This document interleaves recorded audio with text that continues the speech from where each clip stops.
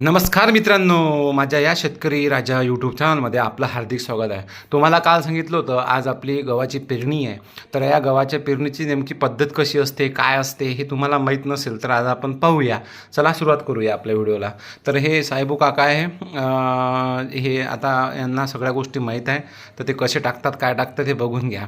एकदा पाहून घ्या. पूर्ण शेत आपल्याला दिसत आहे, ते टाकत येत आहे. आणि तुम्ही इथं पाहू शकता आमचं आता हे दादांनी व्यवस्थित अशा पारंपरिक पद्धतीनं हे टाकण्याची सुरुवात केलेली आहे.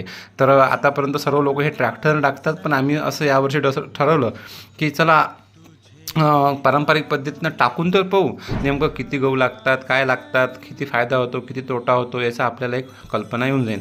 आणि तसं पाहिलं तर खरं सांगतो ट्रॅक्टरवाला पैसे जास्त सांगे, त्याच्यामुळं आम्ही काही लोड घेतला नाही. चला म्हटलं आपण हातानंच करून घेऊ. चला तर हातानं फेकण्यासाठी मित्रांनो खरी परिस्थिती सांगायला लागेल ना तुम्हाला. तर ठीक आहे, चला सुरुवात झाली आहे. तर व्यवस्थित असं फेकणी चालू आहे.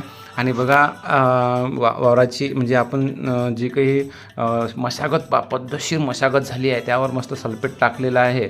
सेंद्रिय खत नाही आहे, हे रासायनिक खत आहे मित्रांनो. आता मुद्दामून मला टाकावं लागलं, पर्याय नाही आहे. आणि आता त्याच्यामुळे ते पांढरं तुम्हाला दिसत आहे. तर हे बघा अशा प्रकारे इथे पहिलं आपण प्लेन बीड तयार केलं, त्यानंतर ते वखरानं नांगरलं, नंतर त्यामध्ये बरोबर आता ते गहू टाकणं सुरू आहे.